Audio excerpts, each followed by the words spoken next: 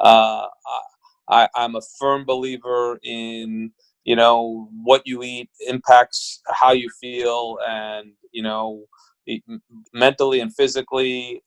Hi, and welcome to Someone You Should Meet. And today I'm speaking to probably one of the most busiest people in San Diego, Jimbo Someck. Thank you so much for joining me today, Jimbo.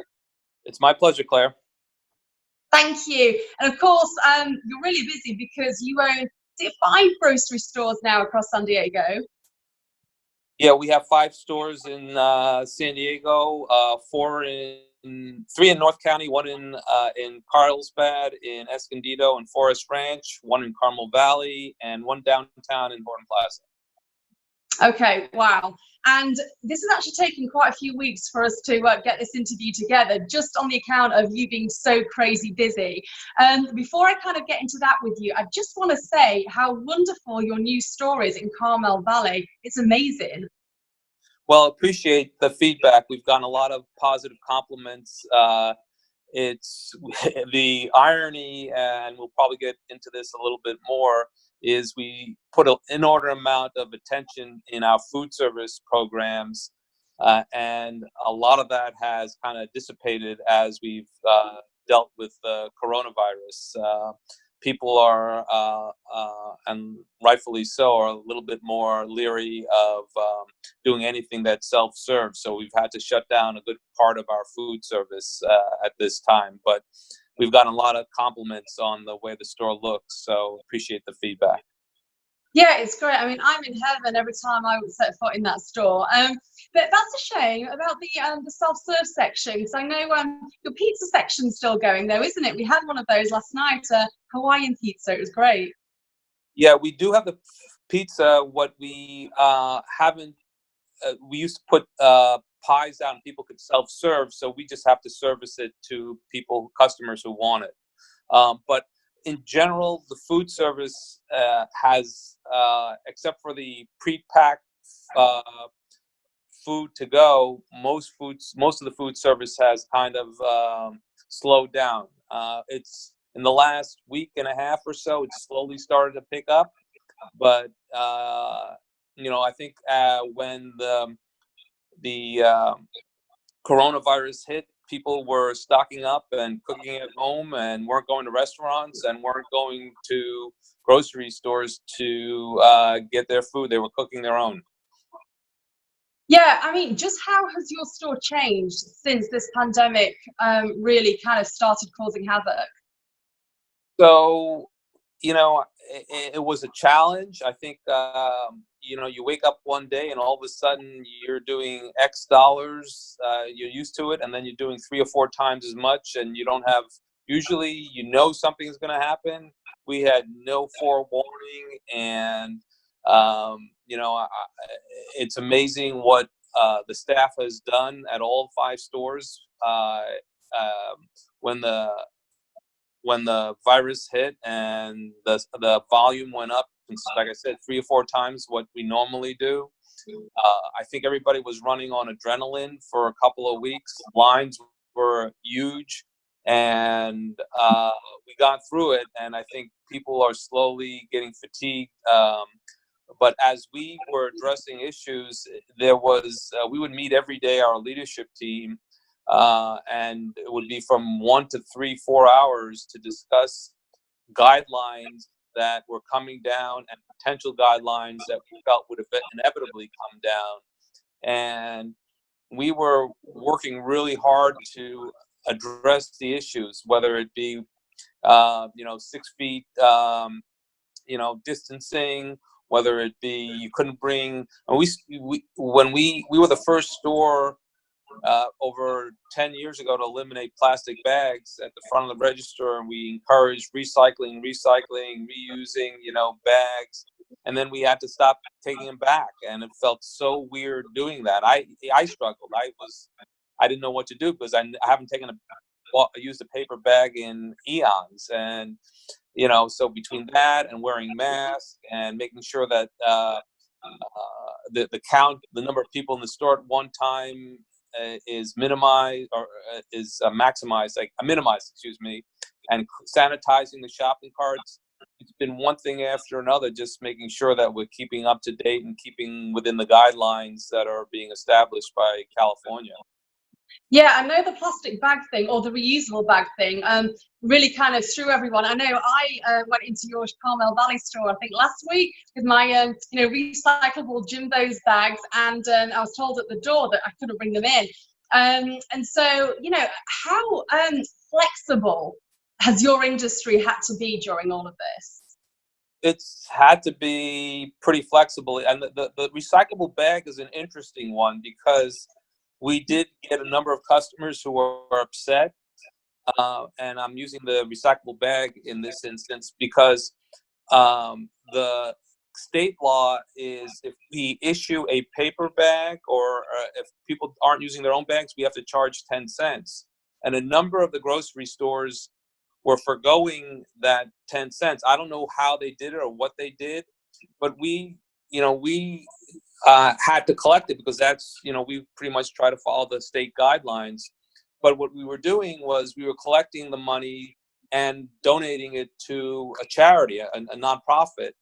But there were still people upset saying, well, these other stores aren't charging. And, we were saying, well, listen, we're not keeping it for ourselves. We're donating it to charity. We're just following the guidelines. But yeah, we've had to be pretty flexible over the last 6 weeks, 7 weeks, because,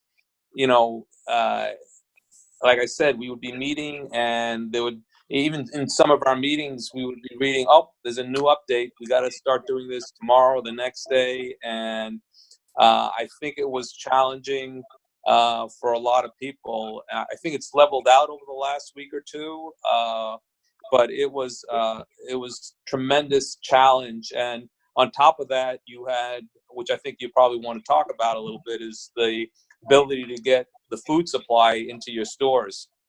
Yeah, tell me about that. Like, how is the supply chain right now? Well, there are definitely certain items that are really, really hard to get. We can't get many of our paper products, especially toilet paper. I heard a few weeks ago that they're calling toilet paper white gold now. So that's an interesting comment on it. What the heck are people doing with it, Jimbo? Say that again? So what the heck are people doing with it? I have no idea. So, we don't want to go down a rabbit hole on that, but we actually are supposed to get some toilet paper in at the end of this week from a supplier we've never used, but that we're servicing the hotels, and so they have a little bit extra supply. So that's one of the things that we've had to do is try to navigate, different potential distributors to get products that we normally get because the normal distributor doesn't have it. But paper products are an issue. Flour, it's really, really hard. We've been getting some every once in a while. We'll get a huge shipment and then we can't get any. Rice has been a problem off and on. Eggs has been. Meat seems to have been pretty decent, but I know that there have been some issues around shortage. Produce has been great. We've been able to get ample supply of all our stores. Our produce is 100% organic, and we've been able to keep that in plentiful supply. So that's been great. So. Yeah, I've got to say, every time I go into your Carmel Valley store throughout this pandemic, your fresh produce has been just fully stocked. I've been able to get everything I want. So thank you so much to you and your staff for doing that. Obviously, your ethos is organic and, local where possible too. Do you think that this pandemic will actually change the way that shops, choose their produce or their supply, and just kind of the grocery industry in general? That's interesting. I've tried to read as much as possible and listen to as many possible different scenarios of what it's going to look like. And, I don't believe it's going to be the same as it exists today. We've launched about 2 weeks ago curbside pickup at our stores. or at least the Carmel Valley store, and we're starting it this Friday at our Escondido store, and eventually going hopefully in the next week at all the stores. So I think curbside pickup is probably an area that's going to be utilized. We use a third-party Instacart. Our sales used to be about 2% of our total volume, and that's gone up about 6 or 7 times. People are hesitant to, wanting to come into the stores. They want to maintain their social distancing, or not even to even approach social distancing. They're just staying at home and quarantining and having Instacart deliver. I do believe that will be an something that will stay at a higher levels after this pandemic. The food service is another huge one. We're remodeling our Carlsbad store, and we were going to kind of imitate some of the things that we were doing at the Carmel Valley store, including putting a hot bar in and a new salad bar. We wonder whether the self-service hot bar is something that people will shop, or how long it'll take for it to build up. Our hot bar in Carmel Valley was probably the biggest boon we had, and we had to shut it down. And so definitely there'll be changes in food service and the preparation. And then who knows? I mean, we have an eating area up front of all the stores. If we have to, put people 6 feet apart, then we have to look at and say, is that the best use of the space? We're not a restaurant, but it's convenient for people to sit down and enjoy a lunch and talk and whatever. So it's really interesting time to try to figure out where we're headed, but there'll definitely be changes and hopefully opportunities. I look at it. It's a very, very unfortunate situation we find ourselves in. And, the grocery store industry is probably better off than many, many other people who are struggling to either find work or out of work or laid off. But at the same time, we've had, we have staff that are, coming to work, and they're on the front lines, and some of them, because their significant other may not be able to work. Some of it is that they themselves, need to come in and earn money.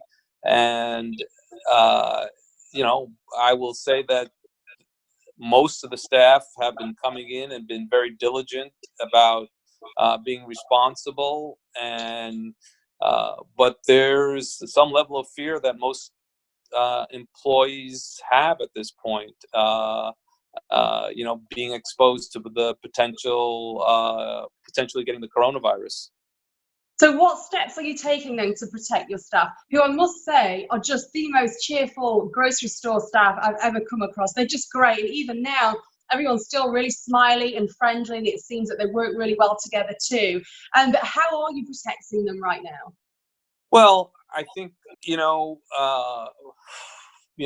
they're all wearing masks. We put shields at the register, to kind of protect them from customers. We've gotten, I will be transparent, we've had a number of customers who are upset that we are requiring our customers to wear masks. Some of them feel like that's,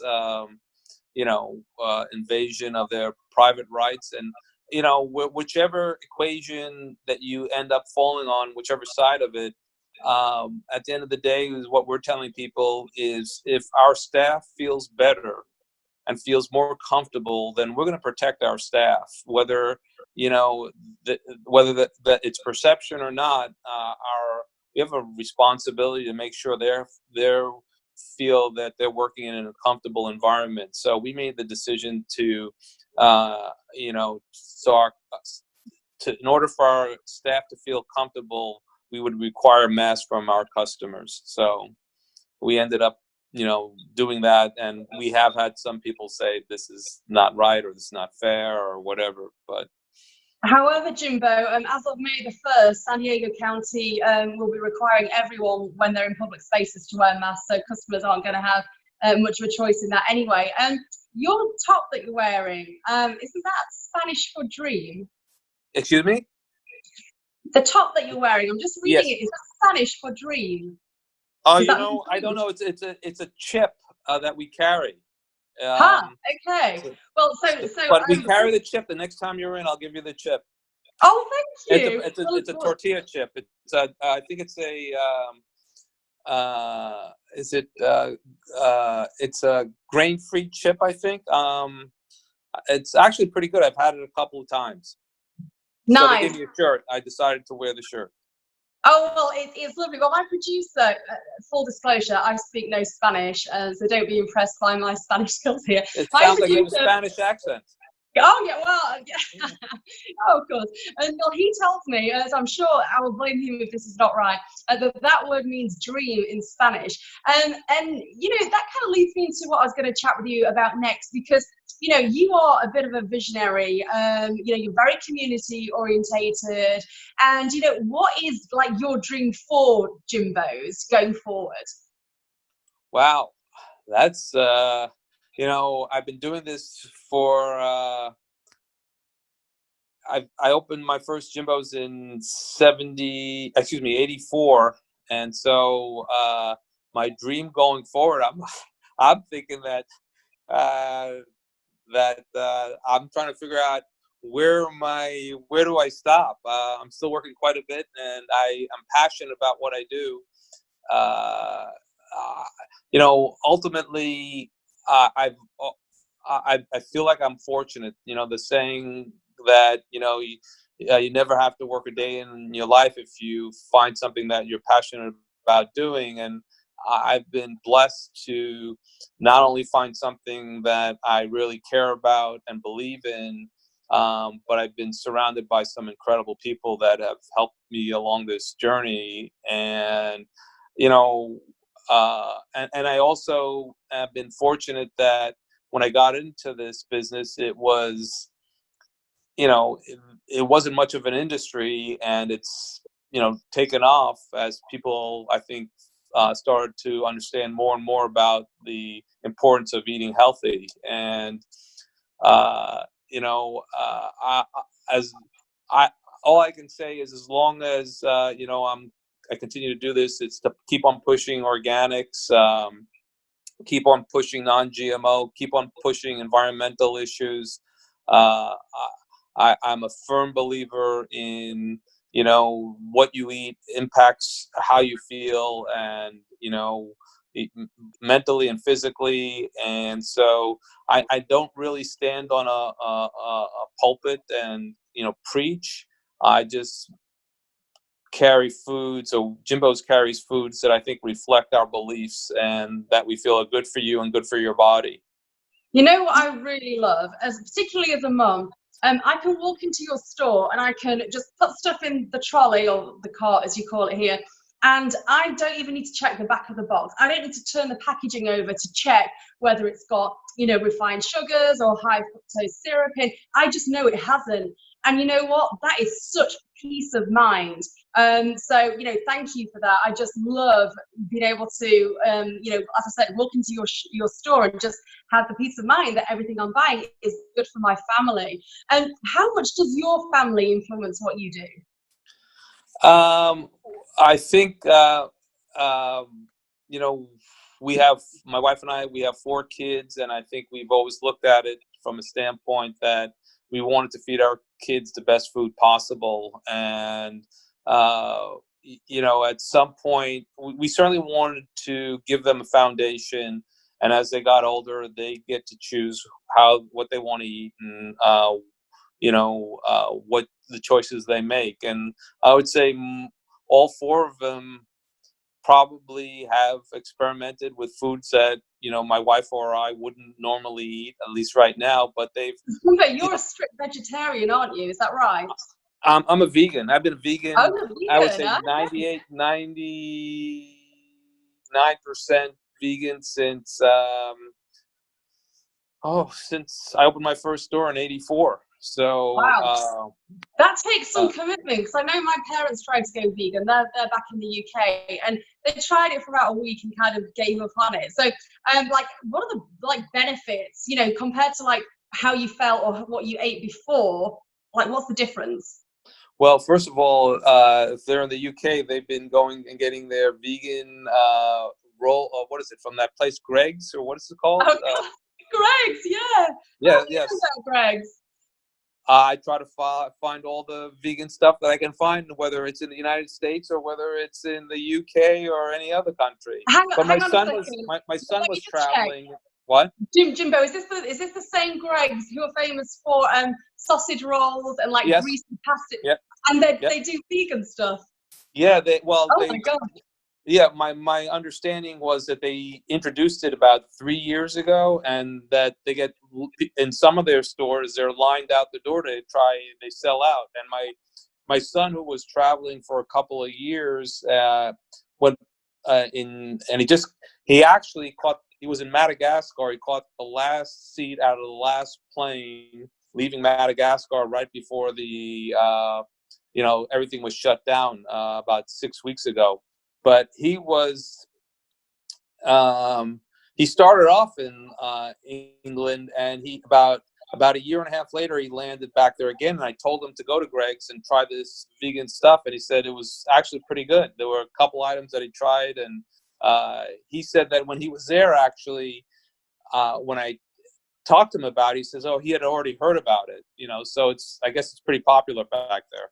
Oh my gosh, well, you're teaching me something I didn't know. I'll have to check in with my friends back home and see if they've tried that. But that's hilarious. Oh my gosh. Yeah. You're not from San Diego originally, are you?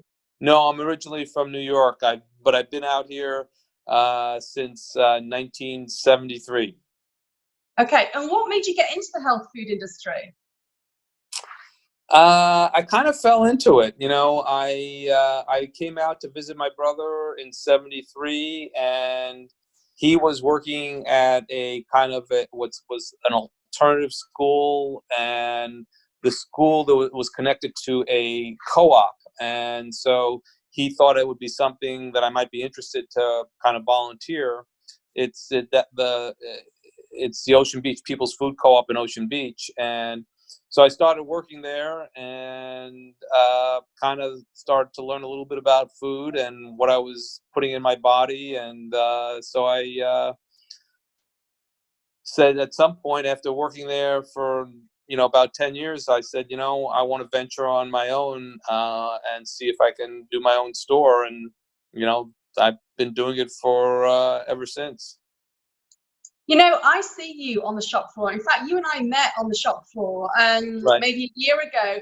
It was in the old store Right. by the smoothie. I think I was ordering my favorite smoothie. Yeah, the juice bar, exactly. And you were telling me about your son, actually, and the traveling he does. But, like, why do you do that? You don't need to be on the shop floor. You've got 5 stores. You're very successful. You should be, in the office and, dealing with that type of thing. I have some great people working the floor, and I actually, at the new store, I tend to be more I actually have an office, and so it's a little bit easier to do that. But, the one thing probably more than anything else I miss is the relationships that you build with customers. So when I'm on the floor, I really enjoy talking to people and just having conversation with them. And sometimes it gets lonely up in the office, I'll tell you that. Oh, well, it's funny you said that, because I don't know that you remember our conversation, but I didn't know who you were at first, and you were asking me what I thought to your store. And I adore your store. I love eating healthy too. But one thing I said to you, and then I kind of thought, oh, whoops, when I realized who you were, is that, organic food, it can be expensive. And, so to do a shop at Jimbo's or another health store for a family of 4, let's say, it's considerably more expensive than if I went to Costco. How do you make healthy foods and organic foods more accessible financially to people of lower income families? So I always respond to this with a story that I've probably told more than any other story that I've ever kind of related to. When I opened my first store in '84, I used to have this elderly gentleman who would shop in the store, and he would meticulously write down everything he got. And by the time he got to the register, within pennies, he knew how much he spent. And after we had been open a year or so, he came to me and he says, "Hey, Jimbo, do you mind if I talk to you?" And I said, "No, absolutely not." And he said, "I've been shopping here since you opened, and I've kind of compared how much money I spent with you versus what I spent before you opened at the normal conventional store." I don't know if it was a Vons or whatever. It might have been a Safeway. I can't really remember at the time. And I was waiting for him to say, whatever it was, because that's typically what people say, it's cost this so much more. And I can't remember. It wasn't that much. Maybe it was $300-400. He was an elderly gentleman. He lived by himself. So it was like $300-400. But then what he went on to say was probably the most profound thing he said. He said, but I want you to know I've saved more than that on doctor's bills, and I've never felt better in my life. And so, if you look at it from that perspective, and if you believe that what you eat is going to impact how you feel, and and impact potentially any medical concerns you might have, then is the cost really that great? And I will say, yes, there's probably, depending on the item, could be 10% premium on organic. I think some of our produce is actually pretty comparable to conventional produce, but some of the other items, whether it's milk, organic milk, or organic bread or whatever, is probably more expensive. But it all depends. Do you want the chemicals in your body, and do you want the potentially not feeling as well? And I always relate it to, if you follow sports at all and you listen to some analysis, when they talk about individuals, and they say and the new season is starting, and they said, well, during the off season, this individual dedicated themselves to being in better shape and being in better health, and they changed their diet. Do you ever hear them say they changed their diet to eating junk food? They always say they changed it to either, they're eating less fat, they're eating cleaner foods, they're eating foods without chemicals. Some of them are going vegan, some are vegetarian. So if elite athletes are trying to get in shape by changing their diet into eating foods that are less processed, why do you have to be an elite athlete? Don't you, people who aren't elite athletes, shouldn't they be functioning at the highest level possible? And if the diet is to eat less processed foods, then we all should be eating less processed foods. But Jimbo, how much of that is about education? Well, I look back at my first store that I opened, and we were selling, half of our store was conventional produce, half of it was organic. And I enjoyed being on the floor talking to people about the difference between organic and conventional. And and as people started to understand the difference, they started to buy more organic. And education is incredibly important. And you would hope people make informed decisions. I would be the last person to say, hey, you know what, you should eat the way I eat. You should understand why you're making the choices you're making and what's good for you. And different people are going to feel differently about different foods. But I think at the end of the day, the one thing I would suggest, the less chemicals you have in your body, the better off you are. So whether you are vegan or not, a vegetarian, or whatever your choices are, eat the highest quality food of the foods that you do eat. Hey, I'm totally with you. I mean, since moving here, because in the UK we don't have as many chemicals in our food as you do here.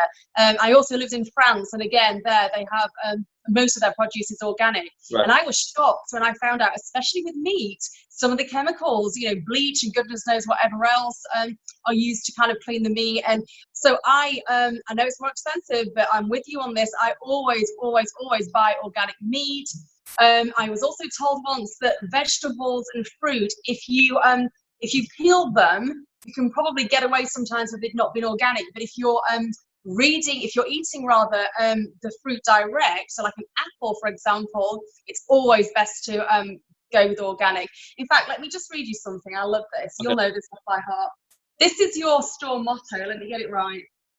Okay, so a piece of organic fruit in every child's lunch bag. Tell me about that vision.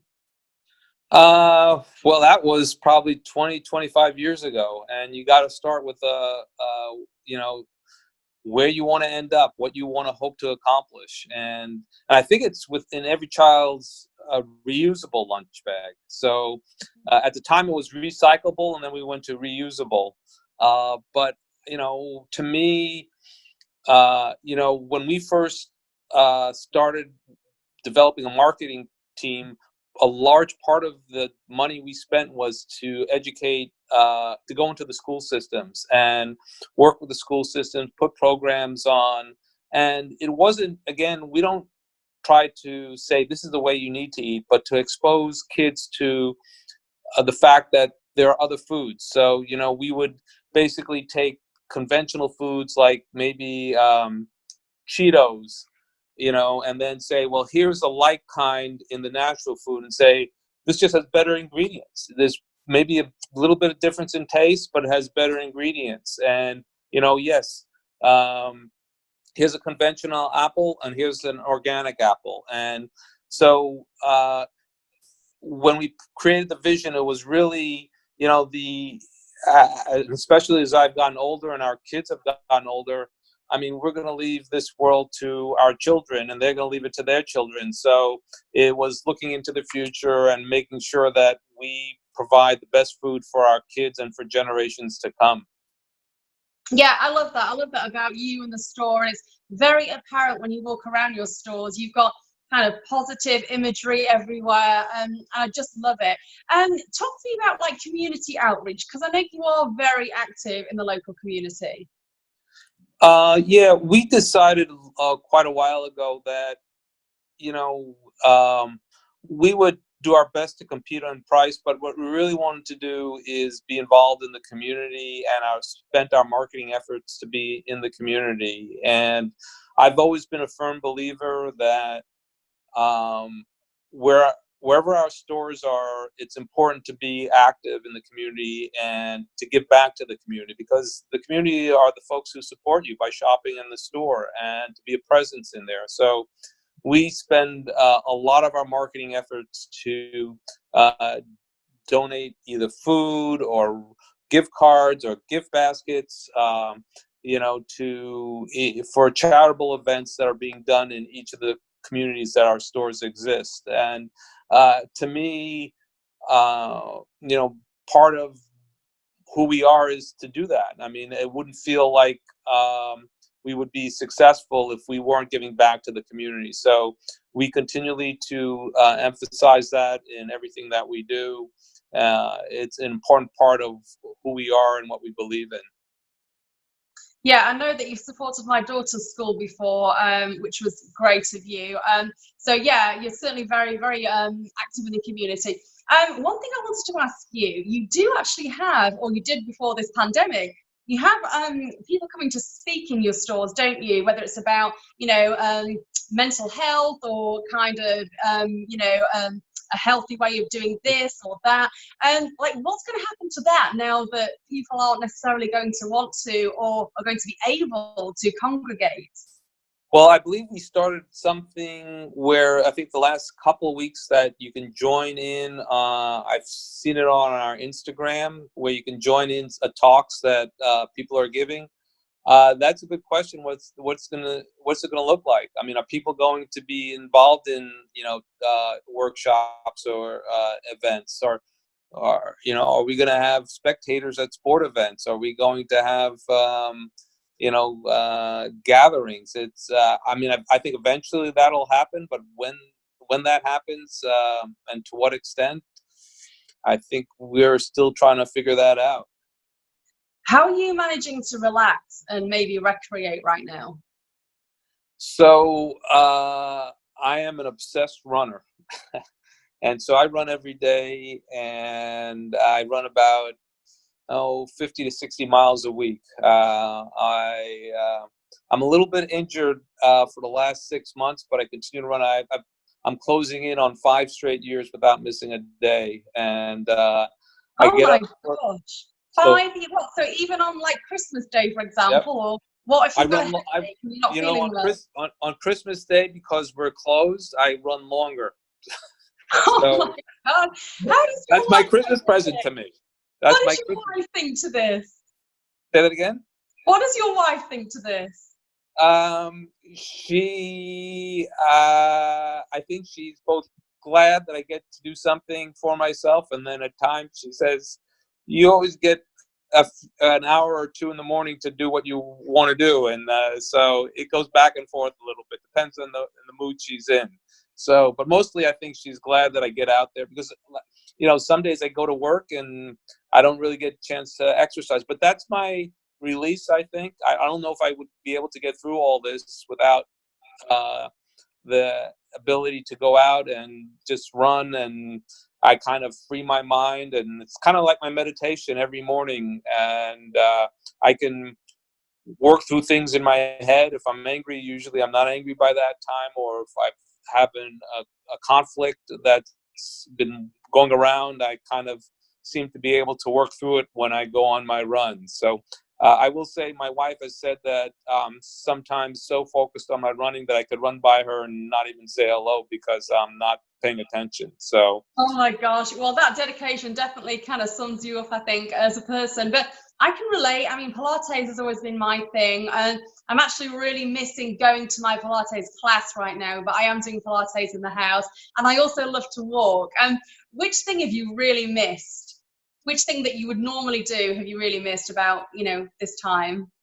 well, actually, in some ways, it's been a little bit on the positive side, because two of our kids, one is who works in, he just graduated and works in Wisconsin, doing software. About 6 weeks ago, he was told that he was to work from home, and then they basically said, you can work, if he asked, I guess, if he can come to San Diego and work from San Diego, because they he was working not from home but from his parents' house. So they said yes. So he just came a few days ago.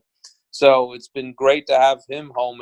And then my son, who was traveling, like I said, he was traveling for 2 years, and his last part of the leg of the trip was just being Madagascar. He had a tour and a bunch of stuff planned, and he had to cut it short, like I said. And he was going back to New York, where he had originated his trip, but he wanted to come and see us first. And so he's been with us because there's really nothing to do in New York right now. And he's actually helping us because he's taking on the responsibility of launching the curbside pickup at all the stores. So it's been great to have both of them around. So I guess I've been one of the fortunate people to, feel like in some ways it's been a better. But I do miss, being able to go out and chat and go maybe once a week or so out to eat, and just being with people. I have my mom is 92, and but she's able to take care of herself. She lives in New York, and she's got a strong mental mind. But it's hard, knowing that she's not visiting people and seeing people.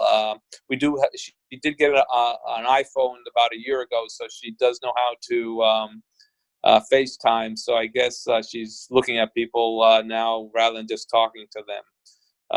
But it's really a challenging time for many people, and I've probably been on the better side of it. But I would exchange all of that to get back to where we were before all this happened. Yeah, me too. But like you say, there are lots of positives as well that we can draw on this situation. Like, how do you think when we are able to return to some sort of like normality, what will that look like for you? I don't know. I probably want to give people a lot of hugs though, because I have been staying away from them. Oh, But I don't need to know elbow bump. That's like the most you can do. okay, there you go. Yeah. I'm a hugger too, though. I'm a hugger.